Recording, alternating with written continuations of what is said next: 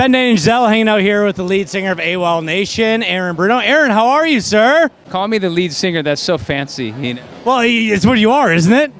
I'm a singer, yeah. But not like, an American Idol kind of singer. I don't think I'd make it to Hollywood as far as those contests go.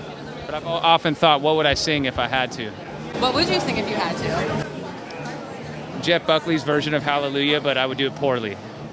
That would be my attempt.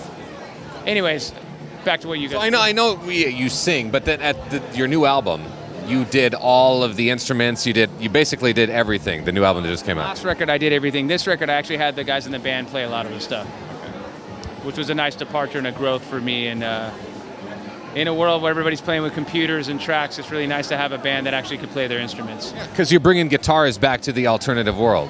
Doing my best, Isn't it tough to carry the whole band on the back of your, on your back? That's what I have to do with these two, every morning on the radio. I could feel that, Is that tough? No, it's great. It's a gang mentality, a brotherhood, and, we feel really good. And since they played on the record, like I said, there's a different kind of ownership that they take to the stage.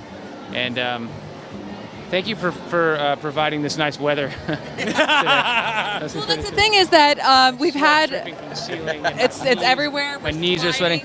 These socks were a mistake. They're adding a little, 5 more degrees heat.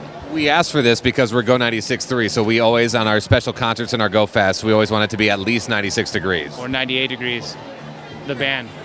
Hey, they're good, though. Yeah. They are. But that's kind of to your advantage because we have had a couple of situations today where phones have fried, computers have fried. You guys are just relying on your instruments. Yeah. That is a really great thing to not have to rely on technology too much. I feel like there's a spider on me or something. That's probably my hair. I'm Oh, sorry. that's okay. That's okay. When I sweat, it gets hot. Things happen. Lots of things are happening today. Computers are frying. Can I ask you a question that I a really personal question? Yeah. Is that okay? Yeah. How's your beard doing right now?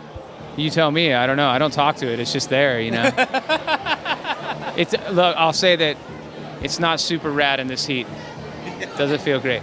But I don't notice it. It was just, we did a thing in Vienna last December where we recorded straight to vinyl and did this whole special. It was really fun.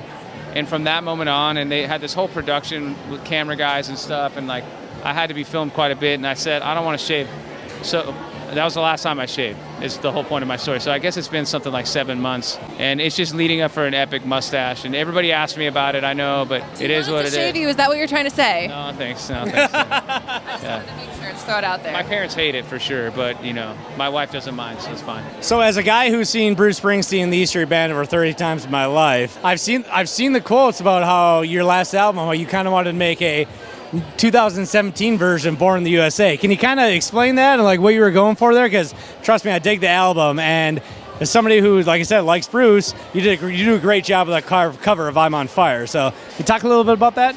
Sure, yeah. Well, there's something about the spirit of those 80s pop rock records, and I say pop meaning popular, of course, not necessarily as we think of pop today. Not like Bieber and stuff like that today, no. Yeah. So it was really neat to, growing up, there was a certain kind of nostalgic feeling those records had, whether it was a Tom Petty album, a Bruce record, a Prince record, where there was a lot of real instrumentation and real killer musicians that played on those records. So I kind of wanted to bring the feeling of hope in our country in a record, even though it feels so dire at times. Dire Straits, by the way, it's another great band.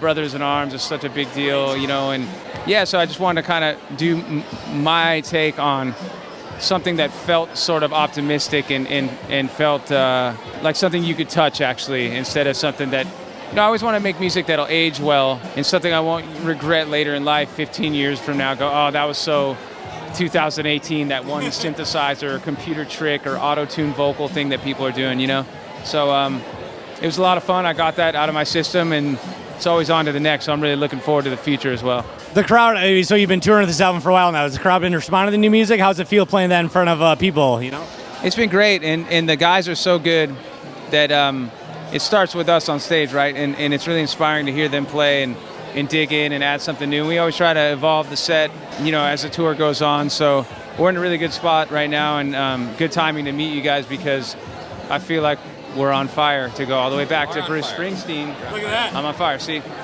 set it up and I'll knock it down. Knock it down. Alley-oop. Aaron, thank you so much for hanging out with us today. Appreciate it. Yeah. We got some fans that want to meet you, if that's cool with you. Yeah, your guys' hands aren't sweaty at all. No, yeah.